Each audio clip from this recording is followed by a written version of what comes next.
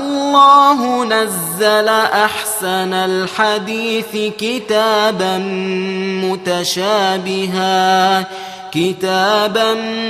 متشابها مثانية تقشعر منه جلود الذين يخشون ربهم ثم تلين جلودهم وقلوبهم إلى ذكر الله.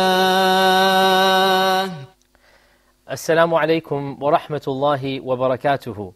Welcome to another episode of our fascinating series, The Sciences of the Quran. This is your host, Yasir Qadhi. In our previous episode, we had discussed the beginning of the compilation of the Quran that was done during the life of the Prophet ﷺ, and then the second stage that was done during the Caliphate of Abu Bakr as-Siddiq. In today's episode, we will continue from where we left off. Now, as we had said, the first Caliph of Islam, Abu Bakr as-Siddiq, radiyallahu ta'ala anhu, he was the person who first compiled the Mus'haf, i.e. from Fatiha to Nas, in one book. Before his time, it was scattered in different manuscripts, in different writing materials. The situation remained the same for around another 15 years or so, until in the Caliphate of Uthman ibn Affan, radiyallahu ta'ala an, another incident happened, which caused Uthman to rethink of another strategy. What was the incident that occurred? Well, the Muslim armies were fighting on the border posts of the Muslim lands in an area that is to this day is called Azerbaijan, and then too it was called Azerbaijan. And what happened was that the Muslims of Mecca and Medina had met with the Muslims of Syria, Damascus, other places. They had all met together on the front lines. And lo and behold, they were reciting the Quran differently. And the reasons for this will become clear in another future episode. But they were reciting the Quran, each one from a companion, and they had slight differences in their recitation. And these Muslims did not realize where these differences came from. Later on we will learn that these differences came from the Prophet ﷺ himself. But these Muslims were unschooled in the recitations of the Quran, and they began fighting one another almost to a physical fight. They began saying that my recitation is better, your recitation is wrong, I know how to recite, you are ignorant, even though all of these companions were reciting, people were reciting from the companions' recitations. Now the companions themselves did not fight, they knew where these differences came from, but their students, those who took the Quran from them, they were the ones who didn't know where these differences came from. And so they said, my version of the Quran is better, and the other said, no, my version of the Quran is better. And so a companion who was present there by the name of Hudayfa ibn al-Yaman, he said, O Muslims, what are you doing? Are you going to fight like the Jews and Christians fought over their books, that they have different versions and different scriptures? O Muslims, this is the one Quran of the Prophet ﷺ, and these differences are not to the level of different versions, they're different recitations. And so the Muslims understood what was going on, and so they stopped fighting amongst themselves. But Hudayfa thought that unless I do something, unless we prevent this from becoming even worse, then the ummah will start fighting and bickering, and each one will then try to form a different version of the Quran. So he rushed home back to Medina, and he entered in upon the Caliph Uthman ibn Affan radiyallahu ta'ala, and he said, O Khalifatul Amir, O Amir al-Mu'mineen, O leader of the faithful, you must do something to prevent future generations from fighting over the book of Allah. One group says my version, the other group says my version. You must standardize the Quran such that everybody writes the same spelling, the same script, the same pronunciation. Everything should be the same. So Uthman ibn Affan called a gathering of all of the companions, and Hudayfa ibn al-Yaman spoke to them and explained to them that unless we do something and standardize all of the copies of the Quran into one standard copy, then we are going to face difficulties down the line. So all of the companions agreed to this, and so Uthman ibn Affan recalled the Mus'haf that was written by Abu Bakr as-Siddiq, and he ordered a committee to be formed, and this committee was composed once again of the very same person who was in charge of the first one, that is Zayd ibn Thabit, and then as well 3 or 4 other members were added who were very knowledgeable of the Arabic language and of the dialect of the Quraysh. And this time Uthman said, make 5 copies, not just one. and write it in the spelling of the Quraysh, because the Qur'an was revealed in the dialect of the Quraysh. So write it in the spelling of the Quraysh and make 5 copies. And so this committee gathered together, and within the period of a few months, they made 5 different copies of the same Mus'haf Abu Bakr. They made 5 copies.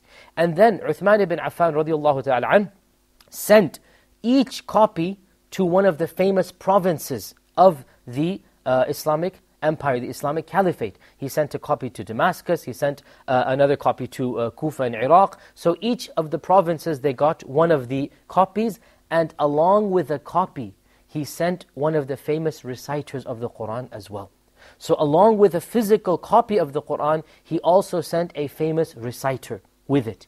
And then he made a general proclamation, a general announcement all over the Muslim Caliphate. And he said, anybody who has any copy of the Qur'an should dispose of it and come and copy the Qur'an from this original copy. Let nobody just copy an unofficial copy, because you don't know where that copy came from.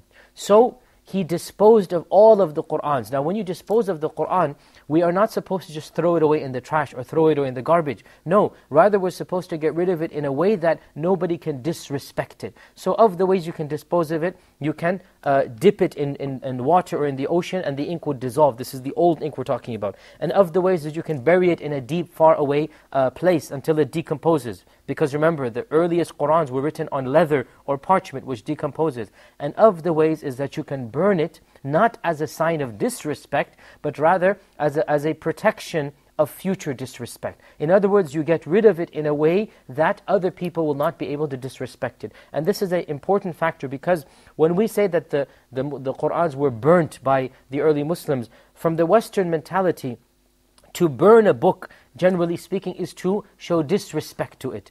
But when you do this to the Qur'an, it is to make sure that nobody tramples on it or nobody throws it away. In other words, you get rid of it in a manner that will prevent its disrespect later on. Now, this was what was done, that all of the Qur'ans and all of the mushafs of all of the ummah were then taken and disposed of, and anybody who wanted a Qur'an had to copy it directly from the Mus'haf of Uthman ibn Affan, and that is why we call it the Uthmanic Mus'haf. All future Qur'ans, even up to our times, conform letter for letter, word for word with the Qur'anic Mus'hafs. It was a drastic measure, but it was a necessary measure. And it is due to Uthman, it is due to the efforts of Uthman ibn Affan radiallahu ta'ala anhu, that Allah subhanahu wa ta'ala preserved the Qur'an. To this day, there is no different version of the Qur'an. There is but one Qur'an. And this is due to the blessings of Allah subhanahu wa ta'ala that He showered on Uthman ibn Affan. And this was done by the unanimous consensus of all of the companions at the time. Now, the Qur'ans at that time were written in a very ancient script. It is called Kufic script. And that script was not having dots or vowels on it. The dots and the tashkils were added later on, in the 2nd and 3rd centuries of the Hijrah. And this was done to facilitate the readings of the Qur'an. And it is narrated that the first person to add diacritical marks, i.e. what we call tashkil, the fatha, kasra, dhamma, the first person to do so was a person by the name of Abu al-Aswad ad-Du'ali. And Abu al-Aswad ad-Du'ali was a person who lived in the 1st century of the Hijrah, and a student of Ali ibn Abi Talib, and he used to add dots in specific places to take the place of fatha, kasra, dhamma. So he would put a dot below the letter if it was a kasra, a dot above the letter if it was a fatha, and a dot after the letter if it was a dhamma. And later on, people began to differentiate between the various letters of the Arabic alphabet. The early script of the Arabic alphabet did not have dots on the letters. So a fa and a qaf could only be told apart by context. And a ba and a ta and a tha could only be told apart by context. And a ha and a kha could only be told apart by context. Later on, people developed a more sophisticated script. And so until our times, the most common script that we use is called the Naskhi script. Now, I wanted to show you some of the earliest copies of the Qur'an that we have that are still present in our times. And of the copies of the Qur'an that we have, if we can see on the screen here, if you can look at the screen now, it's coming on your screen, we have the copy of the Tashkent Mus'haf.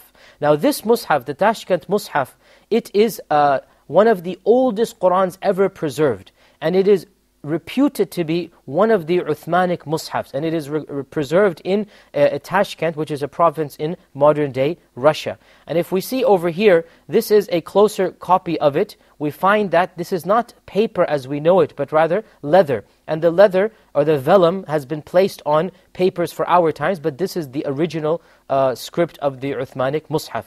We see here a facsimile or a photocopy version. This is how it was written. And if you notice, it is almost impossible for us modern day readers to read this Qur'an simply because the script has evolved. We need notice here, over here, the lafz al-jalala word Allah. Here we have laha alaykum, for example. We notice certain words we can make out. Otherwise, generally speaking, it is very difficult to see and read this type of mushaf because we are not used to seeing the script.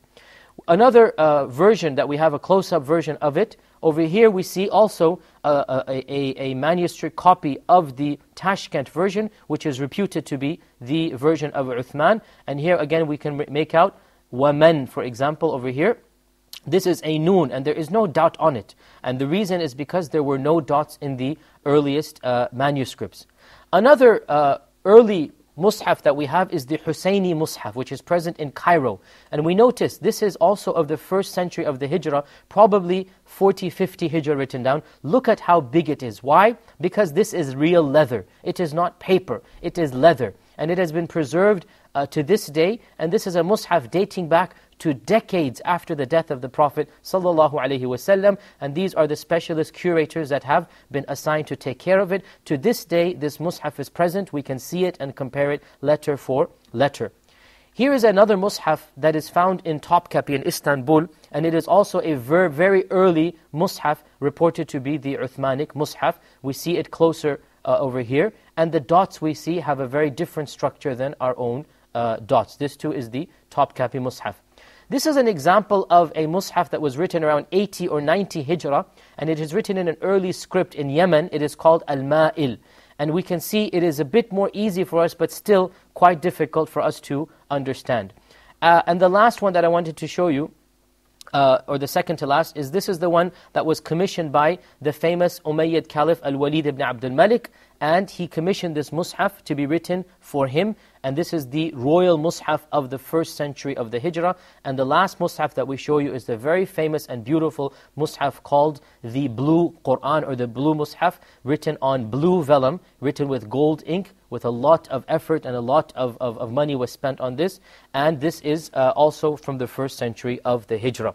And this gives us some examples of the earliest mushafs that were written, and they are available to this day. Anybody who wants to compare letter for letter and word for word, they can do so. The Qur'an indeed has been preserved from the time of the Prophet Muhammad sallallahu alaihi wasallam.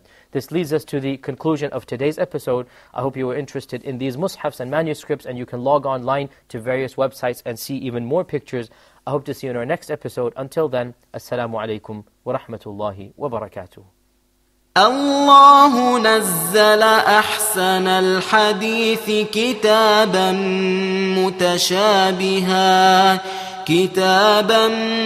متشابها مثانية تقشعر منه جلود الذين يخشون ربهم ثم تلين جلودهم وقلوبهم إلى ذكر الله